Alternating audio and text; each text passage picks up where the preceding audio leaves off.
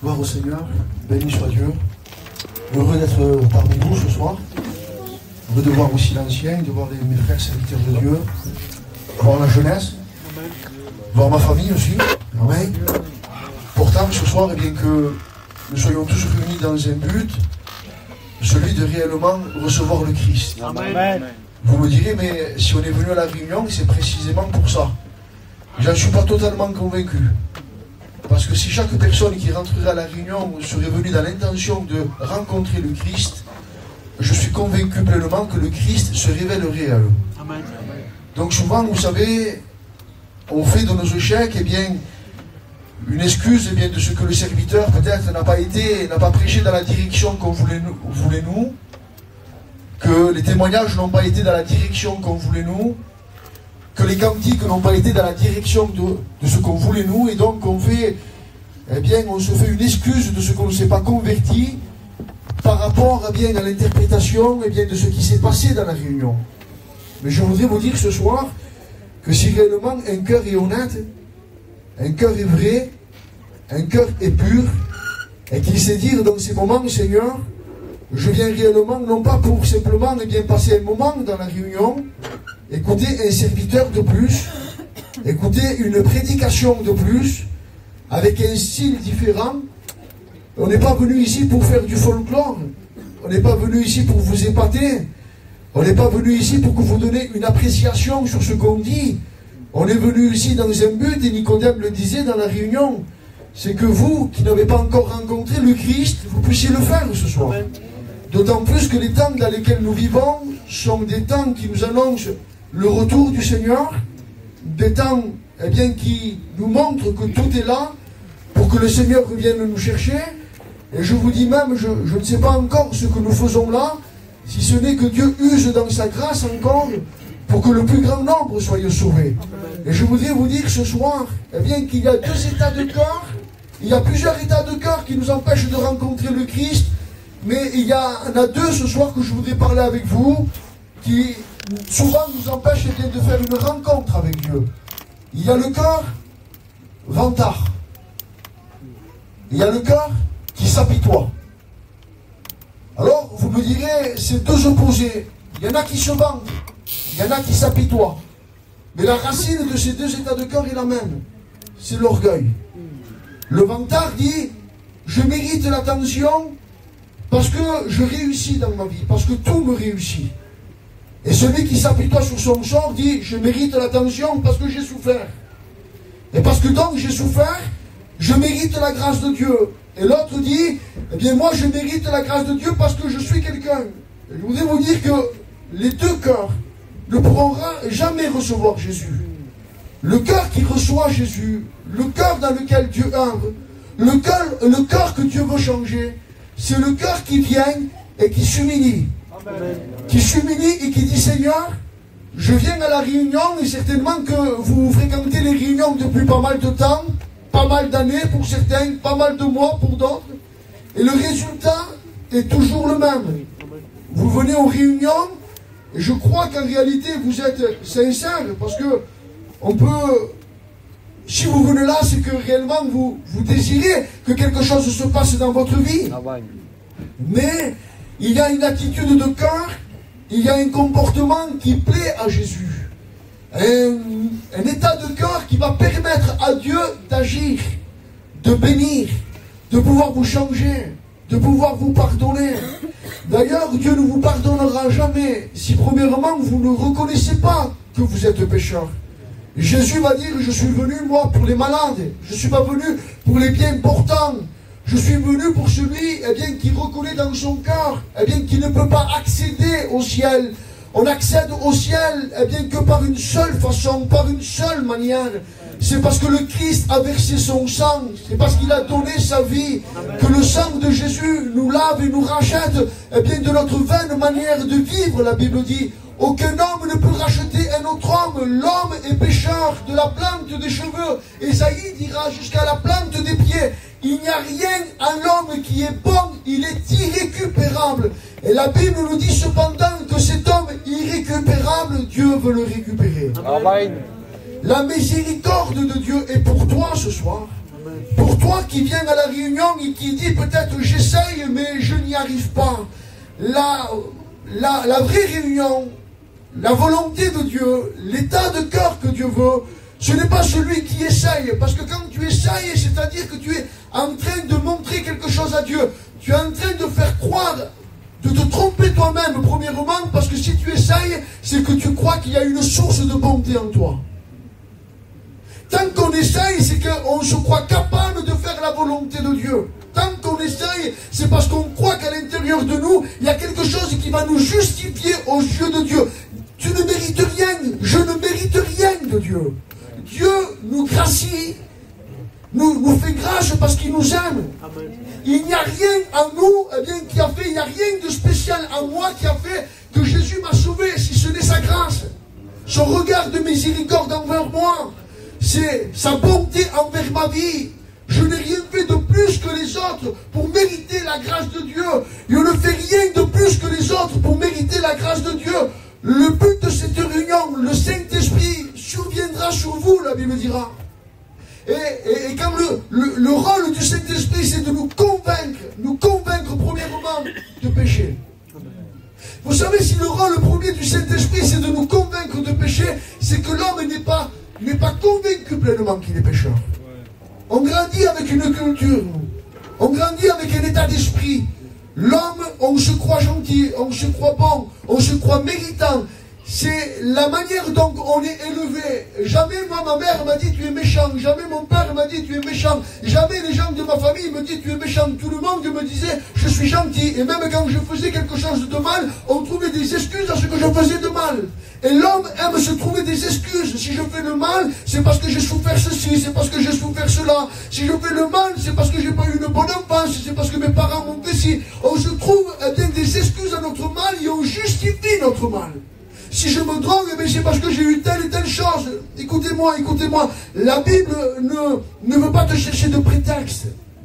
La Bible veut te confronter réellement à ce que tu es, un pécheur privé de sa gloire, que Dieu veut gratuitement justifier. Quel est le cœur que Dieu justifie? C'est le cœur qui reconnaît. Qui a le vouloir en lui de faire le bien, mais qui reconnaît qu'il n'en a pas le pouvoir. On peut vouloir quelque chose, mais ne pas avoir le pouvoir de le faire. Je désire être chrétien, mais je vois que la barre est tellement haute, que je n'y arrive pas. J'essaye réunion après réunion, semaine après semaine, mois après mois. Je viens parce que je veux me convertir et parce que j'ai compris que l'évangile, c'est la vérité. Je saisis que Dieu m'aime, je comprends que la miséricorde de Dieu est pour moi. Mais j'essaye d'être un chrétien et je n'y arrive pas. La Bible ne nous demande jamais d'essayer de devenir un chrétien. Devenir un chrétien, c'est un miracle. Un miracle que le Saint-Esprit produit dans notre vie. Amen, amen. La Bible dit, vous passerez de la mort à la vie, des ténèbres à la lumière, de la puissance de Satan à la toute-puissance de Dieu. Amen. Voilà ce qu'est l'évangile. Voilà, l'évangile ne glorifie pas l'homme, parce que l'homme voudrait en lui-même être participant à son salut, en disant, moi, quand même, Dieu m'a sauvé parce que... Non, Dieu ne nous a pas sauvés parce que... Dieu nous a sauvés parce qu'il nous aime. Amen. Je vais vous le lire ce soir, et c'est un texte que j'aime beaucoup parce qu'il est clair.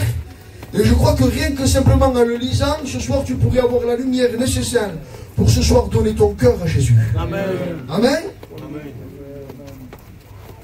Épître de Romains, chapitre 7, verset 14, je le lis pratiquement à toutes les réunions, parce qu'il me fait du bien, il est simple, il est compréhensible, et je voudrais ce soir que tu le comprennes.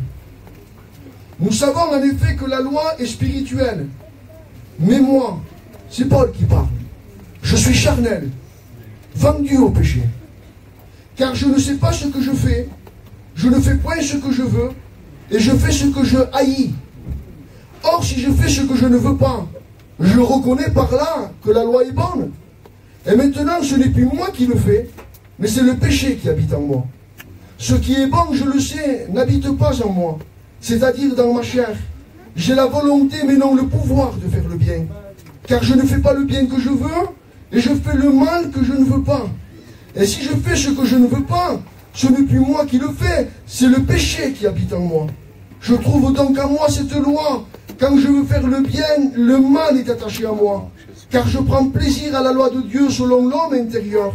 Mais moi, je vois dans mes membres une autre loi qui lutte contre la loi de mon entendement et qui me rend captif de la loi du péché qui est dans mes membres. Misérable que je suis, qui me délivrera du corps de cette mort? Grâce soit rendue à Dieu par Jésus-Christ, notre Seigneur. Amen. Le grand apôtre Paul, éduqué dans toute la science du judaïsme, un homme instruit, un homme qui était un savant dans son époque, un homme qui a fait le tour du monde en bateau. Il a évangélisé le monde entier à son époque. À un moment donné, lors de sa rencontre avec le Christ, lorsque Dieu s'est révélé dans sa vie, il a fait une expérience amère. Et il explique cette expérience, il explique eh bien ce qui s'est passé à l'intérieur de lui. Il constatait que la loi, que les commandements de Dieu sont bons. Tu ne tueras point, tu ne convoiteras point, tu aimeras le Seigneur ton Dieu. Et cette loi, il dit, elle est spirituelle, les commandements de Dieu sont bons. Il dit, et je les aime, j'aime ces commandements, je les aime dans mon être intérieur. Et je voudrais les accomplir, je voudrais eh bien, arriver à faire ce que la loi me demande. Et Paul dit ça, il dit, je comprends que la loi est spirituelle, qu'elle est bonne, et j'ai le désir de la faire. Mais il dit, il y a une autre loi. Eh bien, qui agit dans mes membres, dans mon corps, et qui combat mon entendement. Je veux, mais je n'y arrive pas. Il dit la puissance du péché qui habite dans mon corps et qui agit comme une loi. Qu'est-ce qu'une loi? Une loi, c'est quelque chose à ce que tout le monde est soumis. Il y a une loi qu'on appelle la loi de la pesanteur. Tu jettes quelque chose en l'air, que tu sois en Chine, aux États-Unis ou en France, la balle va retomber à terre. Et la loi du péché agit dans tous les hommes. Qu'ils soient blancs, qu'ils soient jaunes ou qu'ils soient rouges, la loi du péché agit dans tous les hommes. Et tous les hommes sont esclaves.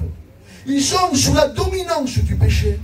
Ils veulent, et on peut à un moment donné venir à la réunion, comprendre que le Seigneur veut nous sauver, comprendre que le Seigneur veut nous bénir, comprendre que le Seigneur nous aime, mais il y a un obstacle, parce que l'homme est habitué à faire.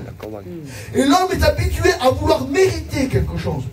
Et l'homme est habitué à vouloir être participant à l'œuvre de Dieu. Et quand il sait, et quand il comprend ce que Dieu veut, alors il veut participer avec sa nature pécheresse à accomplir la sainteté de Dieu. C'est impossible. Et Paul s'est trouvé dans un mur, il dit, mais pourtant je suis un spécialiste de la Torah. Paul a écrit 13 épîtres, la moitié de du Nouveau Testament. Il a eu des révélations extraordinaires concernant l'Église. Et pourtant cet homme va à un moment donné, ce n'est pas une question d'éducation. Je connais des gens très bien éduqués qui ont grandi avec des parents qui lui ont donné des bonnes bases. Et pourtant ces mêmes enfants sont devenus, avec le respect que je vous dois, des drogués. Sont devenus des gens qui n'avaient plus de morale. Pourtant, ils ont eu une bonne morale. Mais la loi du péché, l'éducation, ne peut pas la dompter. Tu peux être de la meilleure famille que tu veux toi. Tu peux recevoir la meilleure éducation que tu veux toi. Prenez un lion dans un zoo. Il naît avec un maître qui lui apprend à faire des tours dans le zoo. À un moment donné, le maître est toujours sur ses gardes parce qu'il sait qu'à tout moment, le lion, sa nature peut ressortir. Il sait qu'à tout moment, le lion peut le manger. Et tu peux éduquer, tu peux te mettre un manteau religieux en disant, mais moi je viens de la réunion. La réunion ne changera pas ton état de corps. Ce n'est pas le nombre de fois que tu assistes à la réunion qui fera que tu naisses de nouveau. Ce n'est pas le nombre de séminaires auxquels tu vas assister qui te donnera une place dans le ciel. Ce qui te donnera une place dans le ciel, c'est le Christ qui l'a donné. Ce que tu ne pouvais pas faire, il l'a fait à ta place. Il s'est substitué à toi. Il a pris ta place. Il s'est venu en tant qu'homme. Pour ça que Dieu est 100% homme, il est 100% Dieu. C'est inexplicable. Comment, Michel? Ne me demandez pas de vous l'expliquer, c'est un miracle. Il s'est substitué à l'homme. Et ce que l'homme n'arrivait pas à faire, lui, il l'a fait. Il a combattu, il a été tenté en toutes choses. Et le regard de Dieu le Père était sur Jésus le Fils. Et il est en train d'examiner la vie de Jésus sur la terre. Et pendant ces 33 années où il a vécu sur la terre, ni l'ombre de la variation du péché n'a touché à la vie de Jésus. La mort n'a pas pu le retenir. Et quand il s'est présenté devant son Père, il a dit, Père, moi je suis le représentant de l'humanité. Je ne sais pas combien d'hommes il a existé depuis la création. Mais Jésus, comme de par un seul homme, le péché est venu sur la terre.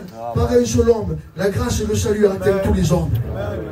Et ce soir, si tu voudrais ce soir, si tu voudrais comprendre le premier pas pour réellement laisser Dieu agir, parce que la clé, ce n'est pas que tu agisses, la clé, c'est de laisser Dieu agir. Amen.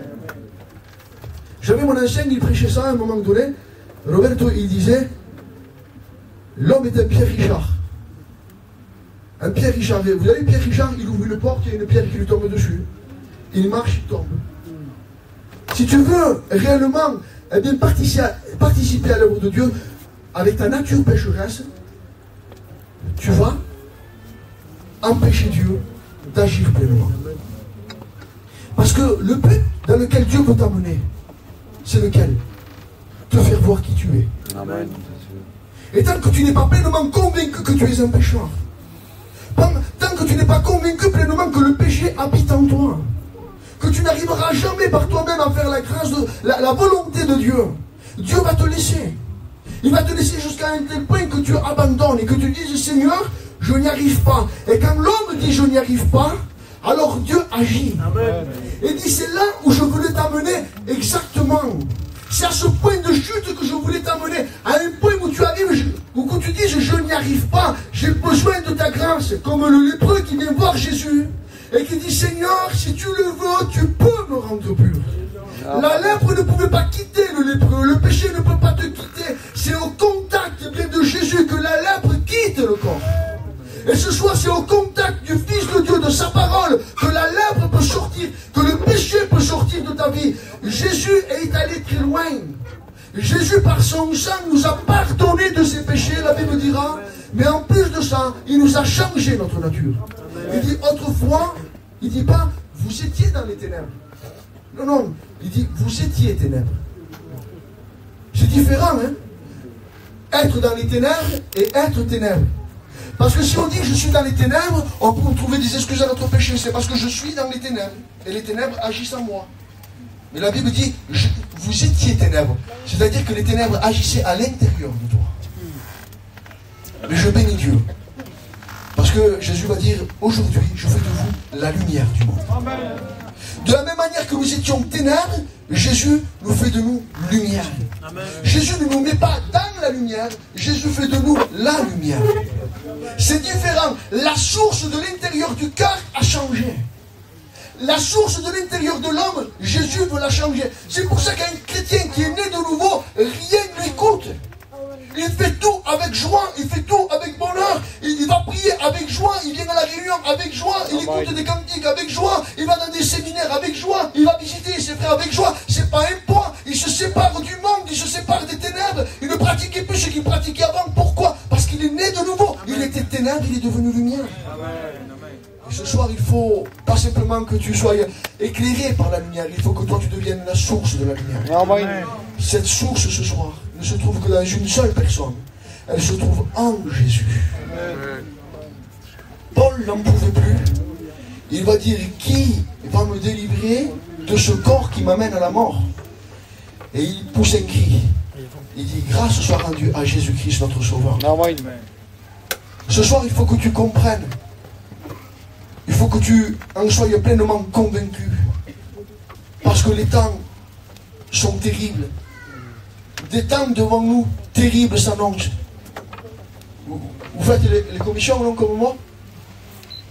En vérité, en vérité. C'est dur ou c'est pas dur? Les anciens, est-ce que ça a déjà été aussi dur qu'aujourd'hui? Maï, non? Un saucisson et un camembert, le fourtonnet. C'est vrai ou c'est pas vrai? La Bible dit qu'il viendra des temps. Si vous voulez l'Apocalypse, chapitre 6, je ne dis pas qu'on est dans ces temps, mais la Bible dit qu'il y a des cavaliers de l'Apocalypse qui nous représentent des jugements qui vont s'abattre sur la terre. Je ne dis pas qu'on y est, mais on n'entend les pas des chevaux qui arrivent. Il dit, la famine sera là, des pestes seront là, des épidémies seront là. Le salaire d'une journée sera suffisant simplement pour s'acheter du blé. Des pâtes, c'est ça. Tu travailles toute la journée pour t'acheter des pâtes. Tu n'achètes pas un bistec, tu n'achètes pas une entrecôte, tu ne vas pas manger un couscous, des pâtes. C'est vrai. Alors tu travailles pour 50 € ou 55 € le SMIC par jour, avec 50 ou 55 €, essaye de nourrir toute ta famille. Le matin du midi et le matin du soir. Et je donne à 10h, 11h, midi, 3h, 4h. Toute la journée on mange. Essaye de nourrir. Alors je ne dis pas qu'on est dans les temps de la grande tribulation, mais on va vivre des temps de tribulation. Et vous dire que la plus grande des tribulations, la plus grande des angoisses, c'est l'homme qui vit sans Dieu. Parce qu'il vit déjà un enfer. L'enfer, c'est la séparation avec Dieu. Et quand un homme vit dans le péché et qu'il ne comprend pas qu'il est pécheur, eh bien, il est déjà séparé de Dieu. Tu peux être dans la réunion et séparé de Dieu. Tu peux assister à toutes les réunions, t'asseoir tous les soirs à la même place et être séparé de Dieu. Ce soir, qu'au nom de Jésus, l'homme fort qui tient ta vie puisse être bien sortir et que les chaînes puissent être brisées ce soir. Pour que le Christ soit victorieux dans ta vie. Vous savez ce que le Seigneur attend? Il attend un cri du cœur. On n'a que faire des réunions d'une théologie et de beaux mots et qui n'apportent rien. On veut des réunions ce soir et aujourd'hui dans ces temps précis dans lesquels nous vivons. On veut des réunions dans lesquelles les gens participent à la réunion. Amen, amen. Trop de gens viennent écouter et ils sont en dehors de la réunion. Ce soir, au nom de Jésus, écoute ce message. Amen. Le Christ t'aime. Il veut te sauver, il veut te faire miséricorde. On peut venir à la réunion et faire comme certains pharisiens venaient. Remarquez que chaque fois qu'il s'agit des pharisiens, la Bible dit, ils venaient aborder Jésus. Jamais une personne qui vient aborder Jésus n'a été bénie. Les personnes qui ont été bénies, c'est les gens qui se jetaient à genoux devant Jésus. Ils venaient aborder Jésus. C'est-à-dire, ils voulaient poser des questions, ils étaient curieux, ils voulaient savoir, ils voulaient connaître, ils voulaient apprendre, mais ils ne voulaient pas rencontrer le Christ. Ils voulaient savoir, Jésus, toi, qu'est-ce que tu penses de ça? Et qu'est-ce que tu penses de ce pasteur? Et qu'est-ce que tu penses de cette réunion? Et qu'est-ce que tu penses d'un tel? Et qu'est-ce que tu penses de là? On vient aborder les réunions et on donne des notes aux serviteurs de Dieu aujourd'hui. Jamais en abordant une réunion, tu seras béni. Tu seras béni en te jetant aux pieds de Jésus. Amen. Une femme syro-phénicienne, la Bible va dire, elle va parler avec Jésus, elle va dire, Seigneur, moi comme les, excusez-moi de l'expression, il dit, moi comme les petits chiens, je me contenterai des miettes qui tombent de la table. Elle dit, à l'instant même, elle a été bénie. Parce que ce que Jésus veut, c'est un cœur honnête. Gloire à Dieu. Le cœur qui est béni, eh bien, dans la parabole du semeur, c'est le cœur qui est honnête. Honnête, ça ne veut pas dire bon. Vrai, ça ne veut pas dire parfait. Vrai, quelqu'un de vrai, nous la définition de quelqu'un de vrai, c'est quelqu'un qui ne se manque jamais et qui est irréprochable. Jésus, c'est pas ça, quelqu'un de vrai.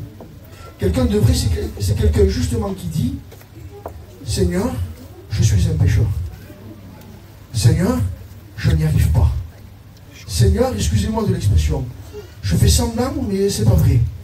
Voilà le cœur vrai. Pourtant, toi, tu dis, mais quelqu'un qui fait semblant et qui c'est pas vrai, c'est faux. Non, pour Dieu, si tu le confesses, c'est vrai.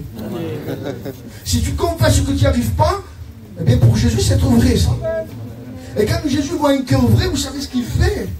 En un instant, à une réunion, pas besoin d'aller à un séminaire, je sais pas où, moi, où tu veux, on fait une forme de l'Amérique, là-bas. Et de payer des fortunes pour voir un serviteur de Dieu et lui dire, maman, quelle prédication, tu t'es converti? Non, pas appel, dommage au sou, dommage au restaurant, dommage tout. Il va mieux que tu ailles à Arles, avec des serviteurs que tu connais, dans une petite église qui t'annonce l'évangile depuis 30 ans et que tu te convertisses, non? Amen, amen. Tout est gratuit et tout est facile. Aujourd'hui, vous savez ce qu'on fait? On fait ce qu'il y a 30 ans chez nous, on faisait quand on allait à Lourdes. On allait à Lourdes, se mettait à genoux, faisait le chemin de la croix, les genoux ensemble. Et parce qu'on avait fini le chemin de la croix, on se croyait méritant d'une bénédiction. Et on se disait, là, je vais me jeter dans l'eau de Lourdes. Et là, tout ce qu'on a vu, là, la Sainte de Lourdes, eh bien, elle va me bénir. Et on retranscrit ça dans nos réunions. Mais quand même, je viens le mardi, je viens le vendredi, je viens au culte, je vais au séminaire, je donne mon offrande, et je fais ci, je fais. Donc tu es méritant parce que tu fais. Jésus dit non, non, non. Ce qui t'apporte réellement, ce qui réellement va te bénir, c'est que tu te reconnaisses pécheur. Amen. Alors ce soir, je ne vais pas aller beaucoup plus loin. Je vais simplement, je voudrais que ce soir, ce soit une réunion où le Saint-Esprit t'attriste. On veut trop de réunions où les gens sortent en rigolant, en chantant. Amen. La première réunion où j'ai assisté, moi j'ai pleuré pendant une semaine.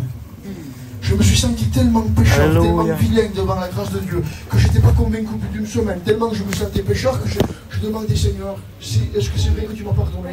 Seigneur, est-ce que c'est vrai que je vais au ciel? Il a fallu plusieurs réunions pour que j'ai des confirmations, mais pour que ce poids de culpabilité s'enlève. Mais aujourd'hui, vous savez, on veut des réunions où les gens s'en vont en rigolant, où les gens s'en vont en chantant. Ce soir, il faut que tu t'en ailles en pleurant. Amen. Et en reconnaissant que tu es un pécheur privé de la gloire de Dieu. Et que si le Christ revient ce soir, si tu ne t'es pas repenti, si tu n'as pas reconnu que tu es un pécheur, qu'est-ce qui nous attend? On n'aime pas le dire, mais on est obligé de le dire.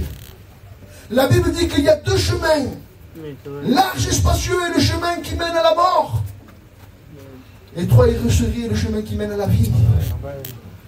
Beaucoup sont ceux qui prennent le chemin large et spacieux, où rien n'est interdit, où tout est pardonné, où tout est excusé, où tout est banalisé, et tout le monde fait ce qu'il veut. Et en s'imaginant vivre comme ça, on oserait dire encore à Dieu, Seigneur, tu sais, prends-moi. Hein. Le plus à qui ça a coûté. Le salut pour toi, il est gratuit. Mais pour Dieu, ça lui a coûté. Ça lui a coûté son fils. Et tu oserais dire à Jésus, tu oserais dire à Dieu, Seigneur, et tu lèves le droit et le poing contre Dieu. Ce n'est pas l'attitude qui convient. Ce que Dieu veut, c'est une attitude d'humilité. En disant, Seigneur, je ne mérite rien. Amen. Seigneur, si tu me laisses comme ça, je vais en enfer. Vous savez ce que c'est l'enfer? C'est un endroit terrible. Un étang de feu. Où il n'y a plus de moyen de retour. Plus de moyen de retour. C'est fini. Quand le fil de ta vie s'arrête, tu ne te repens pas. Les démons viennent te chercher. Et pour toute l'éternité, tu es perdu. Va te repentir, crier. Le plus fort, c'est que tu te rappelleras de toutes les réunions. Tu te rappelleras de toutes les fois où Pachaï t'a prêché, où Nicodème t'a prêché, où les serviteurs de Dieu t'ont prêché. Tu verras le film de ta vie. Et la plus grande souffrance qu'il y aura en enfer, c'est le remords. Pourquoi? Pourquoi est-ce que je n'ai pas saisi la grâce de Dieu? Pourquoi est-ce que je ne me suis pas repenti? Et je vous le dis, je ne veux pas vous faire peur. Mais dans les temps dans lesquels on vit, la mort frappe tout le monde, à tout âge, à tout moment. Autrefois, c'est des messages qu'on disait aux anciens. Aujourd'hui, un jeune comme un ancien, malheureusement, avec tout ce qui se passe, un petit virus vient t'atteindre, te fait perdre le fil de ta vie. Amen, Jésus. Alors ce soir, au nom de Jésus, Amen. sois sage. Rentre en toi-même. Laisse le Saint-Esprit te convaincre. Si tu sens une tristesse qui vient sur toi, c'est parce que c'est le Saint-Esprit qui est en train de te montrer le poids de ton péché et qui veut t'amener à te repentir, à changer de vie. Si tu laisses le Christ ce soir, te convaincre de péché instantanément, il pardonne ton péché, il change ta vie. Amen. Est-ce que vous voudriez qu'on prie ensemble ce soir? Amen. Amen. On incline nos têtes, on prie ensemble. Seigneur, je veux te remercier Oui, amen. pour cette réunion, Amen. pour chaque